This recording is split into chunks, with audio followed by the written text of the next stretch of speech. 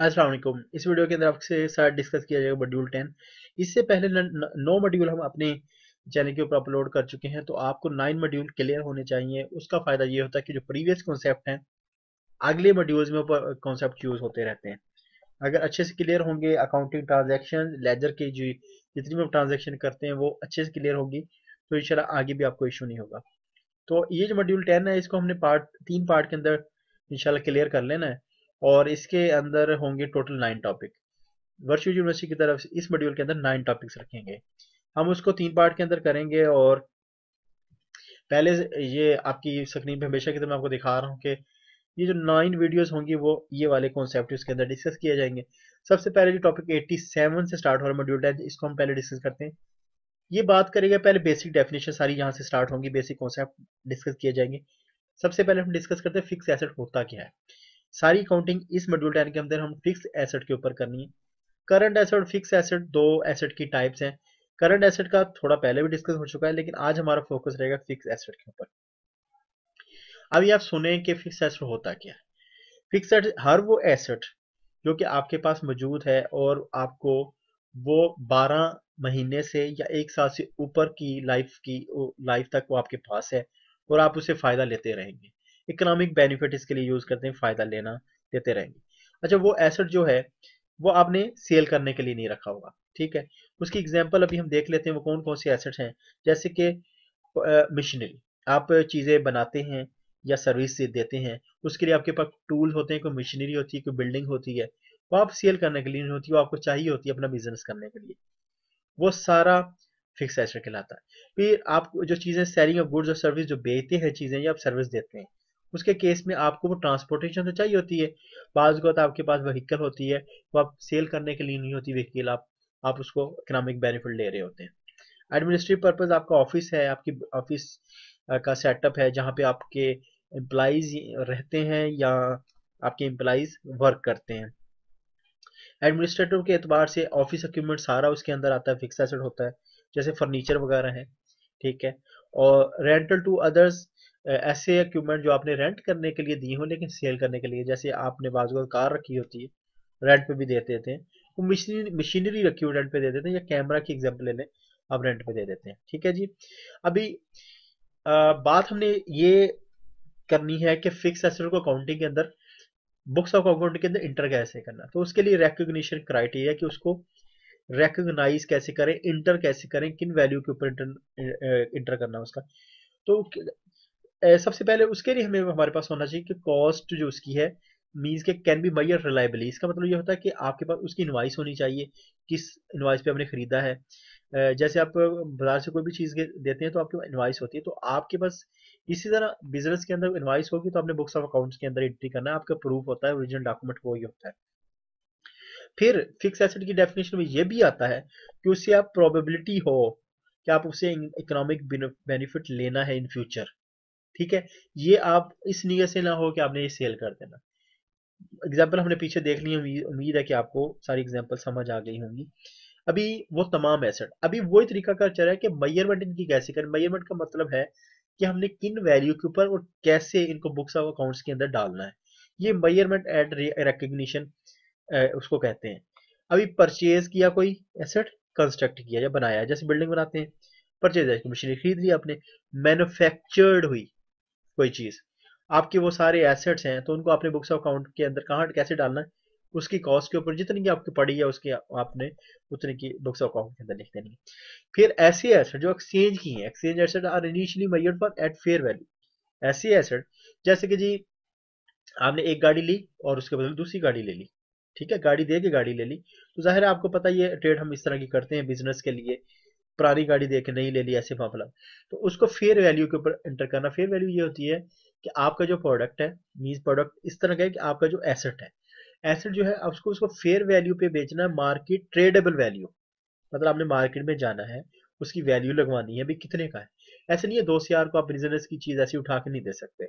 आप trade able जो market कहते हैं ना, मार्केट में रेट लगवा लेते हैं, ठीक है, हम उस रेट पे ले लें, उसको कहते हैं fair value. Exchange transactions lakhs, अच्छा अनलेस, मतलब एक्सचेंज एसेट को फेयर वैल्यू के ऊपर कार्ड किया जाता है अनलेस मतलब कंडीशन बता रहा है कि इसके अलावा exchange transaction lakhs commercial substance. वैसे तो कमर्शियल सब्सटेंस के ऊपर हम आगे डिटेल में बात करेंगे एंड में। तो चले इसको, ये पॉइंट याद रखिएगा। मेरी तरफ आपको समझे कि पेंडिंग रहा, मैं आपको बताऊंगा एक्सचेंज ट्रांजेक्शन, इसके ऊपर पूरा एक छोटा सा टॉपिक है, 5-7 मिनट इसके ऊपर हम लगाएंगे, ठीक है जी। अच्छा, आगे fair value can not be determined. Fair value को जब मालूम ना कर सकते हो, मतलब आप मार्केट ऐसा प्रोडक्ट ऐसा आपके पास एसेट है कि आप मार्केट में उसकी वैल्यू नहीं लगवा सकते। बहुत सारे ऐसे होते हैं इंडस्ट्री प्रोडक्ट के आप ऊपर मार्केट में रेट नहीं लगवा सकते।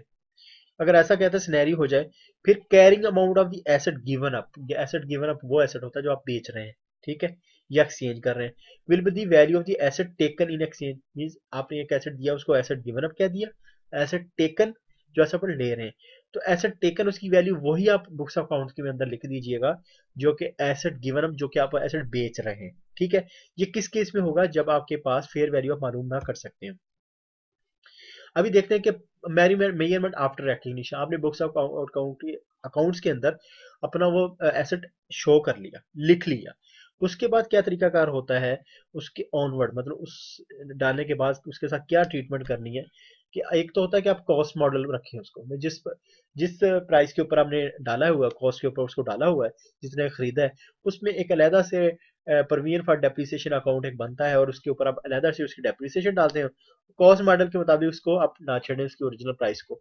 ये इसी सारा मॉड्यूल कॉस्ट मॉडल के ऊपर हम इसके ऊपर करेंगे। रीवैल्यूएशन मॉडल इट्स हमारे पार्ट ही नहीं है सिलेबस का। तो रीवैल्यूएशन मॉडल ये होता है कि आप 3, 4 या 5 साल के बाद जितना भी आपकी जो ऑर्गेनाइजेशन है वो अलाउ करती है कि आप इसकी क्या रीवैल्यूएशन कर लें। रीवैल्यूएशन मतलब इस तरह समझे कि जैसे आपकी जमीन है, आपने खरीद ली, फर्ज करें आज की डेट में 10 लाख की खरीद ली, तो आप उसको अगर साल बाद भी अगर रेट लगवाएंगे तो वो 10 साल की नहीं, वो 10 लाख की नहीं होगी, वो हो सकता है 12-13 लाख या 15 लाख की हो जाए। तो वो इसको कहते हैं कि अगर आप अभी new values books of accounts के अंदर डालना चाहेंगे तो उसको कहते हैं रीवैल्यूएशन वैल्यू, ठीक है। तो वो वैल्यू फिर, ये हमारे सिलेबस का हिस्सा नहीं है, थोड़ा मुश्किल है, मतलब डिटेल्ड है। तो आगे आगे जैसे आप और अकाउंटिंग के सब्जेक्ट पढ़ेंगे तो आप इंशाल्लाह ये कॉन्सेप्ट भी पढ़ लेंगे। कॉस्ट कंपोनेंट्स, अभी जब जो एक एसेट खरीदा, फिक्स एसेट, कॉस्ट उसकी कितनी लिखनी है, वो तो ठीक है, हमने जितना खरीदा लिख लिया। उसके अंदर और कोर कौन से कंपोनेंट्स ऐड होते हैं। Components means purchase price less trade discount and rebates. आपने परचेज प्राइस खरीद, लेकिन ट्रेड डिस्काउंट जैसे वो बारगेनिंग वाला हमने पढ़ा, तो छोड़ दी प्राइस, वो माइनस कर देनी है। इम्पोर्ट ड्यूटीज, आपने बाहर से प्रोडक्ट मंगवाया, जब उसके ऊपर इम्पोर्ट ड्यूटीज लगती हैं, वो उसके कॉस्ट का हिस्सा होगा। नॉन रिफंडेबल परचेज टैक्स, आपने कुछ टैक्सेस किए अदा उस प्रोडक्ट को खरीदते वक्त, तो आपने वो भी इस कॉस्ट का हिस्सा होगा। डायरेक्टली एट्रीब्यूट कास्ट, इसके अलावा डायरेक्टली कोई भी कॉस्ट इसके साथ डायरेक्टली इन्वॉल्व हो रही है, वो जैसे ट्रांसपोर्टेशन चार्ज हो गए। Estimated cost dismantling removal and site restoration, means के आपने वो प्रोडक्ट, वो एसेट खरीदा, उसको इंस्टॉल करना है, और एसेट को इंस्टॉल करने के लिए जगह को सीधा करना है। वहां पे कोई मिस्त्री बुलाया आपने, जैसे टेक्नीशियन बुलाया कोई इंस्टॉलेशन का, जैसे एसी इंस्टॉल करते हैं, टेक्नीशियन लेते हैं 1000, 1500, 2000 वो ले लेता है, तो वो सारा कॉस्ट उसका एसेट का हिस्सा होगा। अभी डेप्रिसिएशन, डेप्रिसिएबल अमाउंट की डेफिनेशन देखनी है क्या होती है। डेप्रिसिएशन इज द, ये डेफिनेशन आपको हर जगह नजर आएगी, समझ लें इसको। Depreciation is the systematic elevation allocation of the depreciable amount of an asset over it's useful life. Useful life वो होती है जितने एसेट, जितने साल के लिए आपने उस एसेट को यूज करना है, आपने डिसाइड कर लिया 10 साल के लिए यूज करना, ठीक है।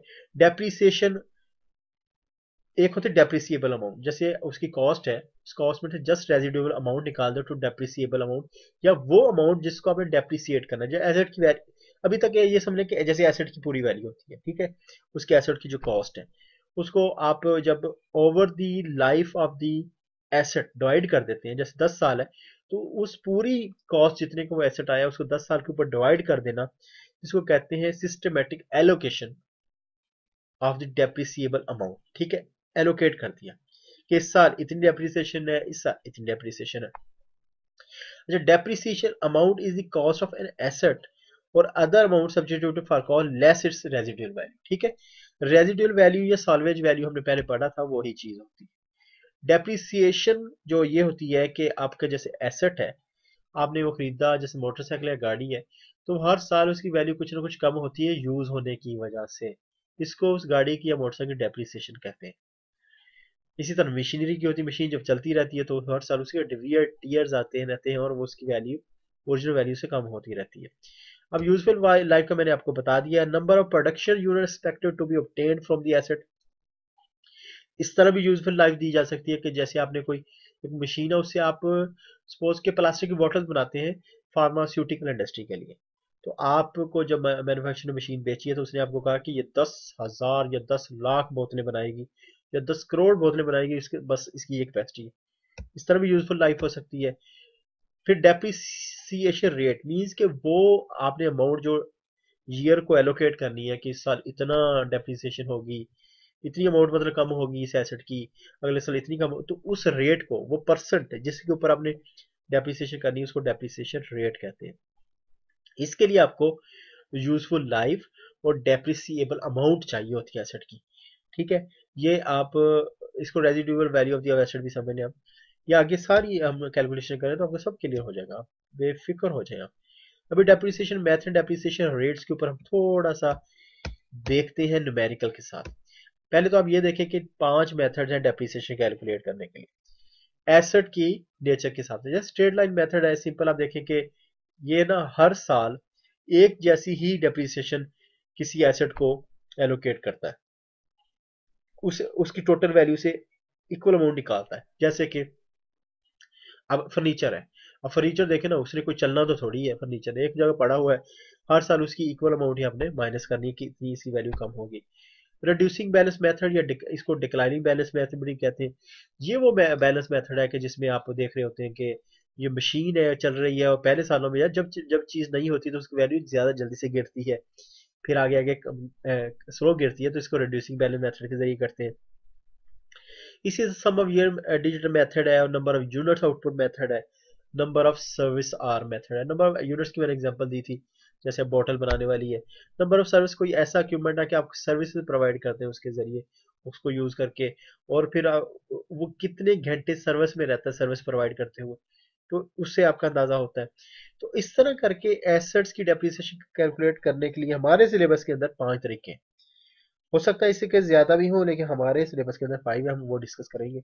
अभी हम इसी के ऊपर एक प्रॉब्लम देखेंगे और आपको इंशाल्लाह सारी जो जितने 5 मेथड हैं सारे क्लियर हो जाएंगे।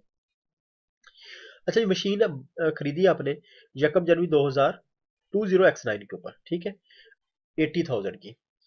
अच्छा जी, और उसकी रेजिडुअल वैल्यू एस्टिमेटेड 2000, मीन्स कि जब आप 4 साल 4 ईयर यूजफुल है। अभी रेजिडुअल वैल्यू समझने के 4 साल जब आप उसको यूज कर लेंगे तो उसकी आपकी बुक्स ऑफ अकाउंट्स के अंदर वैल्यू 2000 रह जाएगी। और अगर आप 2000 को बेच दें 4 साल बाद, तो आपको आपकी ऑर्गेनाइजेशन खुशी खुशी भेज देगी, वो कहेगी ठीक है जी हमारे हिसाब से 2000 की रह गई अभी, ठीक हो गया। ये रेजिडुअल वैल्यू होती है। अच्छा, it can work for 12 hours in total. अब जब वो चीज आपने खरीदी थी, मशीन खरीदी थी, तो ओईएम ने कहा था, ओरिजिनल इक्विपमेंट मैन्युफैक्चरर ने कहा था भाई ये 12,000 घंटे टोटल चलेगी बस, मेरी इतनी गारंटी है, आगे आप भले जितना मर्जी चला लो, और 40,000 यूनिट आपको बना के देगी, ठीक है, इन टोटल। ये as per the estimate given by expert, जो लिखा ना ये समझे कि ओईएम जिसने ये मशीन बनाई है उसने आपको बता दिया। अभी कह रहा है कि following are its actual results are 20x9 के और 20y0 के अंदर उसने 20x9 के अंदर 2000 घंटे चली वो मशीन और यूनिट उसने 7000 पैदा कर दिए, ठीक हो गया। अच्छा जी, आगे देखते हैं। फिर उसने 20y0 के अंदर 5000 घंटे चली और 15,000 यूनिट पैदा कर दिए। ये स्टेटिस्टिक के ऊपर कह रहा है, सारी कैलकुलेशन मुझे करके दो। आपने फिक्र मत नहीं होना, अभी देखिए चीजें आपके सामने खुलेंगी और बहुत ईजी हो जाएगा। सबसे पहले तो ये आप देख लें, एक बार रिव्यू कर लें कि ये हमारी वो मेथड्स है, ठीक है, क्योंकि उसने कहा इन मेथड को यूज करना है। डेप्रिसिएशन दो, रेड में लिख दिया, और डेप्रिसिएशन रेट दो कहते चीजें कैलकुलेट मुझे करके। सबसे पहला मेथड आपको याद होगा डेप्री स्ट्रेट लाइन मेथड था। स्ट्रेट लाइन मेथड के अंदर अब तरीका देखें आप। कॉस्ट ऑफ मशीन कितनी, 80,000 याद होगी आपको। रेजिडुअल वैल्यू 4 साल बाद चलने के बाद वैल्यू क्या बचेगी, 2000 पे। बाकी डेप्रिसिएबल अमाउंट 78,000, मीन के 78,000 वो अमाउंट है जिसको हमने डेप्रिशिएट करना है 4 सालों के अंदर, ये 4 सालों में डिवाइड करना है, ठीक है। स्ट्रेट लाइन मेथड का तरीका यह है कि आप डेप्रिसिएबल अमाउंट जो कि 78,000 है डिवाइड करें यूजफुल लाइफ के साथ, ठीक है। और आपके पास डेप्रिसिएशन रेट आ जाएगा, ठीक हो गया, या डेप्रिसिएशन वैल्यू आ जाएगी। डेप्रिसिएशन अकेला आप डेप्रिसिएशन समझे, डेप्रिसिएशन आ जाएगी, ठीक है। 78,000 डिवाइडेड बाई 4, 19,500 आ गया आपके पास, ठीक है।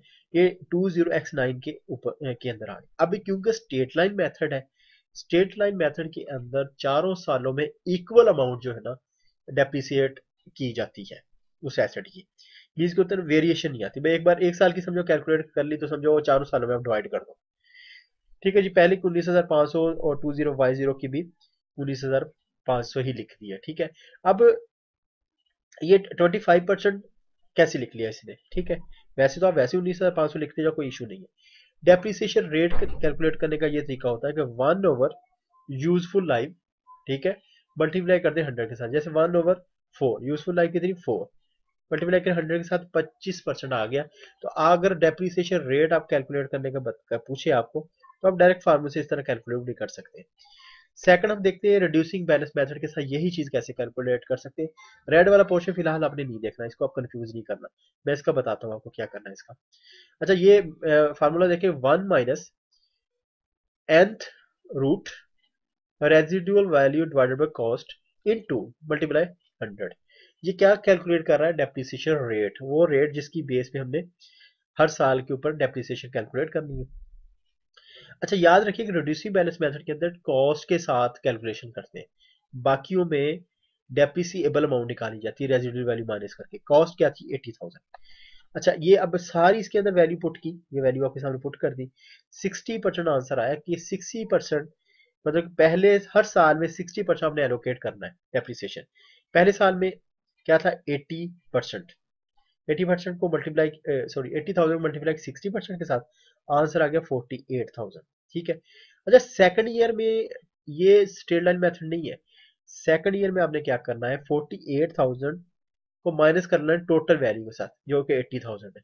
बाकी आपके दूसरे मतलब सेकंड ईयर के स्टार्ट में, दूसरे साल के स्टार्ट में उस एसेट की वैल्यू आपकी बुक्स ऑफ अकाउंट में 32,000 रह जाएगी, जो कि मैंने ये कैलकुलेट किया है। इसको कहते हैं एनबीवी, ठीक है, नेट बुक वैल्यू, ये लिखा हुआ।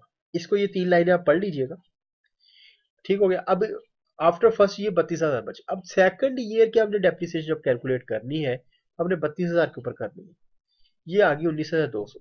अब तीसरे साल के ऊपर जब कैलकुलेट करेंगे, क्या करेंगे आप, 32,000 माइनस करेंगे 19,200, जो अमाउंट आएगी वो तीसरे साल के लिए कैलकुलेट कर सकते। ये मेथड है रिड्यूसिंग बैलेंस मेथड। इसी वजह से कहते हैं रिड्यूसिंग बैलेंस, मींस कि बैलेंस मतलब उसकी कॉस्ट जो है, एसेट की जो वैल्यू कम होती है उसके ऊपर ये लग रहा होता है। तीसरा मेथड सर्विस आवर्स मेथड और यूजेज मेथड, ठीक है। सर्विस आवर मीन के कितने घंटे उसने सर्विस दी, इसकी बेस पे डेप्रिसिएशन कैलकुलेट, इसके ऊपर इसका डेप्रिसिएशन रेट कैसे निकलेगी, डेप्रिसिएबल अमाउंट जो कि 78,000 थी divided by total estimated hours. Total estimated hours याद होगा आपने 12,000 दिए थे, उसने कहा था कि 12,000 मशीन चलेगी, मेरी गारंटी है इतनी, ठीक है।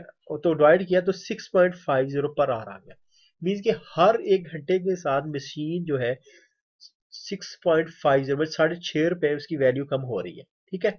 तभी इस हिसाब से ईयर 20x9 के अंदर वो चली थी 2,000 घंटे, तो 6.50 से मल्टीप्लाई करेंगे 13,000, मीन 20x9 के अंदर डेप्रिसिएशन कितनी बनेगी मशीन की 13,000।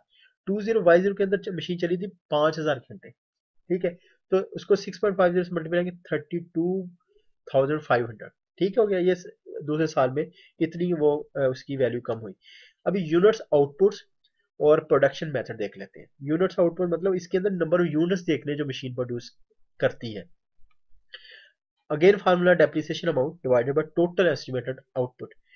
टोटल देखिए ना, टोटल का पता होगा, टोटल को टोटल से डिवाइड करेंगे तभी हमारे पास एक रेट निकलेगी। 78,000 था, डिवाइड बाय कर लिया 40,000 हमने, ठीक है। और 1.95 पर यूनिट, मतलब एक यूनिट जब मशीन पैदा करती है तो मशीन की अपनी वैल्यू 1.95 का टीयर वियर टीयर हाउस के अंदर हो जाता है।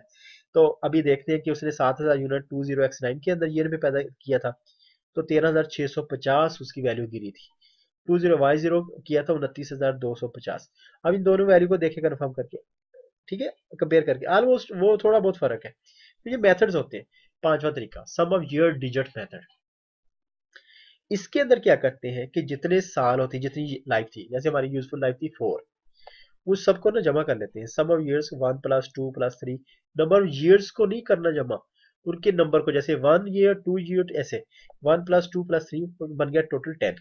ठीक है, जब 10 बन गया तो ईयर 120x9 वाले साल में, पहले साल में डेप्रिसिएशन कैसे कैलकुलेट करते हैं, क्योंकि पहले साल में हमें पता कि आगे ये मशीन 4 साल चल सकती है, तो हमने 4/10 करना है।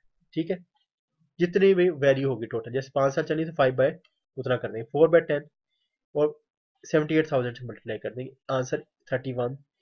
इसमें याद रखिए कि हर बार हमने सेम फिगर लेना है, क्योंकि इधर रेट चेंज हो रहा है खुद ही। ठीक है, अभी देखते हैं, सेल्फ एक्सप्लेनेटरी और आपके सामने ये सारे रिजल्ट आते हैं। ये हो गया sum of year digit method.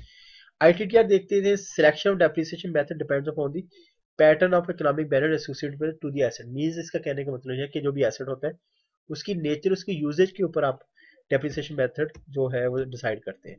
Accept for reducing balance method, ठीक है, for all the other method first calculate depreciable amount and then work out depreciation expense. मैंने बता दिया है कि डेप्रिसिएशन रिड्यूसिंग बैलेंस मेथड के अंदर आप टोटल कॉस्ट के साथ वो कैलकुलेट कर रहे होते हैं डेप्रिसिएशन।